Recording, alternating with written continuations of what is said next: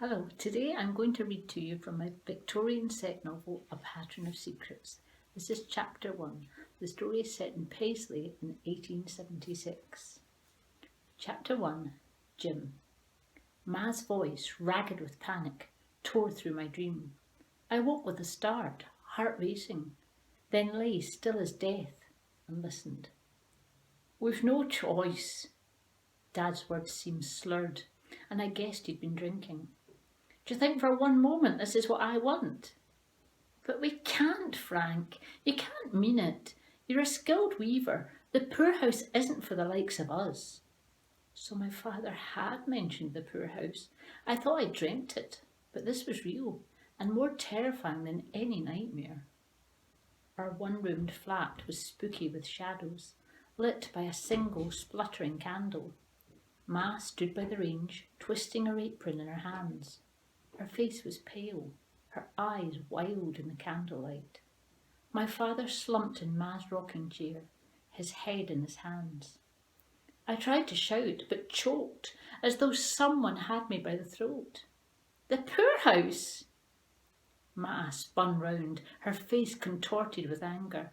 "You're meant to be asleep." I stumbled to my feet, stung by the injustice. My brother Andrew rolled over on the truckle bed, taking our shared blanket with him. He murmured in his sleep, oblivious to the fact his world was about to be turned upside down. "I was sleeping. I was woken by all the yelling. So I wonder you haven't woken the whole street with your racket." Stomping over to the window, I stared out. Apart from a skinny cat, St. James Street was empty, the light from the gas lamps pooling on wet cobbles. Rain pattered against the glass. Wind whistled through the gaps in the frame. This flat wasn't in great shape, but it was all we had. And now it seemed we'd lost it. "Go back to bed, Jim," sighed Ma. "You're no helping, standing there with a face like thunder."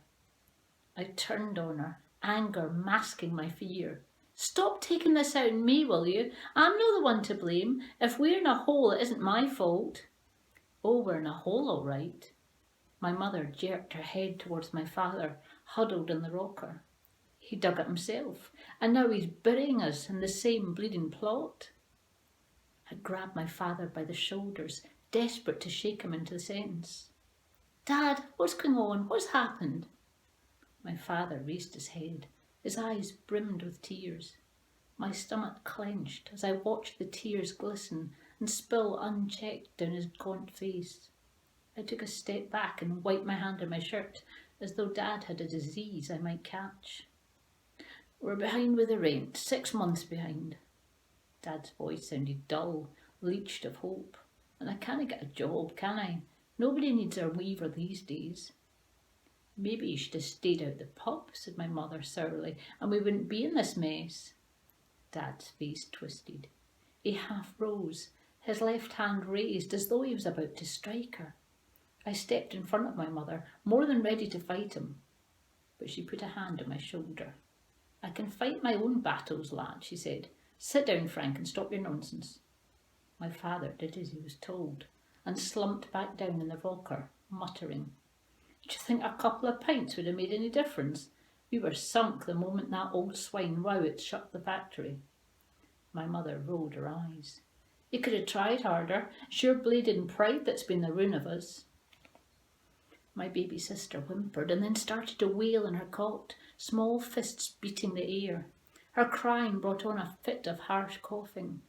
Ma gestured at the cot. "Look what you've done now," she roared. I stood over Dad, glaring at him, taking over as chief accuser while Ma went to tend the baby. "There has to be something we can do. Have we nothing left of value to sell?" Dad flung his arm out, swept the room. "It's all gone. Mantel clock, lustre jug, your grandfather's pocket watch. They were all sold months ago. There's nothing left but poverty and debt." There was so much despair in his eyes that I shivered. "Go back to bed, lad," he sighed. "We're being evicted in the morning, so you might as well rest while you can. I've made a pig's ear of everything." Shock turned my voice to a feeble echo. "We're being evicted in the morning? I tell you, go back to bed and take that insolent look off your face while you're at it." For hours I lay in the truckle bed, leaving Andrew with a blanket, waiting for dawn. Dad snored in the rocking chair, ugly grunting snores, which filled me with fury. I wanted to punch my father into wakefulness, force him to listen to my baby sister's cough. How would fragile little Agnes survive in the poorhouse? What could we do to stop this disaster from happening? But the bitter truth was, I could do nothing. I worked as a piecer at the Clark Mills, but 12-year-old lads get paid pennies. My wages couldn't save my family from losing their home, couldn't save us from the poorhouse. The sheriff officers came in the morning. They lugged wooden mallets with them, ready to break down our door, but we were already standing outside in the street. Ma couldn't bear the thought of being dragged out the flat. It's better to go quietly. There's less chance of anyone getting hurt. I might be tempted to push one of them over the banister. We stood in a grim huddle, watching as our belongings were flung in a cart, to be taken away and sold to pay the rent arrears. That's what the men said, though the carelessness with which they were chucking our things around suggested they thought it was all worthless junk. Andrew tugged at my sleeve. Why are these men taking Ma's chair? Did Ma say they could have it? Yes, of course, you know Ma. She said they'd give it to an old lady who needs a comfy chair to rest her bones. I scanned the street, knowing that the neighbours were watching, seeing curtains twitch and hearing window sashes being dragged open. Old Mrs. Martin from downstairs leant out of her window. Thieving swine! Have you nothing better to do than bully women in wains? The pity in her eyes made my cheeks burn with shame. How could Dad have allowed this to happen? My mother kept her head lowered, ignoring Mrs. Martin and clucking over Agnes, who was tightly swaddled in Ma's patch plaid. The rain had stopped, and early sunlight was glancing off the wet cobbles. At least it's nearly summer, Ma said, scavenging for some good. Be terrible to be made homeless in the chill of winter. Andrew stared at her, his eyes round. We've got a home. It's upstairs. Can we go back in now? The men are going away. He pointed at the cart, rumbling down St. James Street, carrying my family's meagre possessions. Ma's rocker, the scrubbed pine table, the rag rug, the kist. No, son, we're not going back. We're going to a new home instead. You'll like it. There are lots of other boys and girls there too. Come on, we better go. We've entertained the neighbours long enough. She hoisted Agnes up, tied the plaid tightly round her waist and started walking along St. James Street towards Causey Side Street. Her chin was tilted and defiance glittered in her eyes. She looked fierce, like she'd have decked any neighbour who dared to come out to mock us. Dad and I trailed after her, heading to the poorhouse as though we were going to our deaths. I carried our few spare clothes, bundled in an old sheet. Ma tried to answer all of Andrew's million questions, but Dad was too lost in his own misery to speak. He trudged along, cloth cap pulled low over his head so bent that he kept bumping into people. As we walked past Paisley Abbey, he grabbed my arm. Jim, I've left my things in the upper close. Go back and get them for me, there's a good lad. I raised my eyes to the heavens, spitting rage, and was about to snarl at him to get his things himself. But then I changed my mind. The last few minutes of freedom, some time alone, seemed suddenly precious. I'll catch you up, I told Ma, handing her the bundle, and I started running, back towards St. James Street. Warm May sunshine was driving the chill from the morning air. Tradesmen went about their business, opening their shops, putting out their boards, as if this was just an ordinary day. But when I reached our building, I found evidence that our homelessness was only too real. The front door of our flat had been boarded up, and there was an eviction notice pinned to the splintered wood. I read it, best I could, and then I looked around for Dad's precious things. They weren't hard to find, abandoned by the privy door, tied in a small Hessian sack. I snatched the sack up, rage making me careless. Dad's wooden shuttle fell out and clattered to the ground. The shuttle spun like a child's toy on the stone floor and shot down the stairs, bouncing off each step. Guilt-ridden, I chased after it and found it wedged under Mrs. Martin's doormat. I picked up the shuttle and felt the wood smooth against my fingers. With my eyes closed, I could lose myself in memories, see the shuttle at work, flying across the loom in our old cottage, clicking rhythmically as it zoomed across the warp threads. My father had been upset the day we left our previous house, a weaver's cottage, over 2 years ago, when I turned 10. His family had lived and worked there for decades, and it was a hard decision to leave. There'd been a crack in Dad's voice when he spoke, but his eyes stayed dry, his optimism unwavering. We're saying goodbye to freedom, lad. No more working for ourselves. But this job at Rowett's factory's a godsend. At least I'll be able to put food on the table, eh? He'd run his hands across the loom like a musician playing a harp. I'd been hopping from one foot to another, keen to get going, to leave the life of a drawboy behind me. I'd crouched for hours underneath that bleeding loom, drawing down cords to raise the warp threads, helping my dad weave Paisley shawls. At the end of each day, my knees would be so stiff and my back so cramped, it was a struggle to stand upright.